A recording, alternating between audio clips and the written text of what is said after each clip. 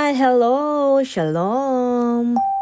Bago tayo mag-travel papunta sa mainit na lugar, sige apply muna tayo sa ating face lock ng serum at sunscreen. Siyempre, tumatanda na tayo, kaya medyo sensitive na din ang ating skin sa araw, lalo na nasa malamig tayong lugar. Tapos bigla tayong bababa. Mag-adjust ang skin natin sa mainit na lugar. Kaya apply muna tayo sa ating face lock. At syempre, isusunod natin ayusin ang ating buhok. Kaya itali natin, suklay-suklay. Kailangan din nating ayusin dahil mahangin sa tabing dagat. Siguradong lilipad-lipad yan kapag nakalugay lang. Ayan, ayos-ayos ng konti. Ayan, ready na tayo. Let's go! Ops!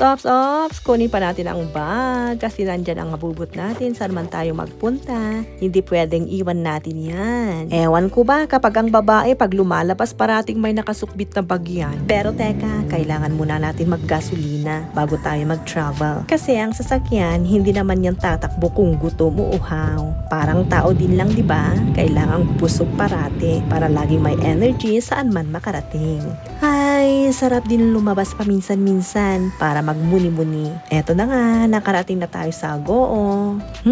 Amoy na amoy ko na ang amoy dagat. Nakaka-refresh din. Sarap tumambay dito sa tabing dagat. Kaya lang, makikita ang ginawa ni Bagyong Uwan. Ang mga bangka ng mga mangingisda nasa gilid na. Makikita din na umapa ang tubig hanggang dito sa gilid. Sabi ng mga taga rito, hanggang dibdib daw ang tubig dito sa baywalk. Ay, sige na nga, bili muna tayo ng isda pang ulam. Masarap at sariwa kasi ang mga paninda dito. Bukod doon, mas mura pa.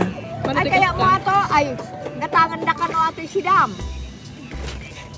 Natanda ka no. Nagtama na ato. Apan na mo in kilo, baka nakayat niya ako. 180 mo.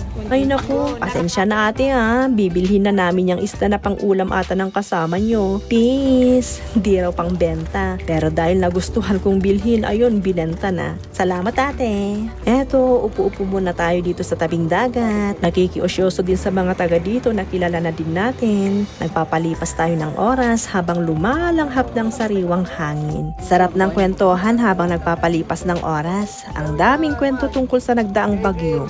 Madami kasing experience ang mga taga dito na ngayon lang daw nila naranasan. Dito naman tayo ngayon sa munting nabili nating lupa para kahit papano mayroon tayong pinupuntahan malapit sa beach. Sarap din kasing pumunta dito, lalo na kung pagod na ang mga mata na puro building na lang ang nakikita. Dito, may mga halaman at may mga hayop. Presko din ang hangin. Pero bago kami uuwi, daan pa kami sa may bilihan ng mga pagkain. Madami kayong mabibili dito. Sarap din tambayan. Inabot na nga kami ng dilim dito, pero madami pa ding tao. Madami kayong pwedeng pagpilihan ng mga pagkain dito. Kaya tumambay muna kami habang nagmimerienda. Usap-usap kami ng mga kapatid ko habang tumitingin at nanonood sa paligid. Madaming tao na naglalakad at tumatambay na galing sa iba't ibang lugar. Masarap naman itong mga inorder naming pagkain. Busog na busog kami. Parang tinatamad na nga kaming umuwi. Lalo na itong kapatid ko na magdadrive pa.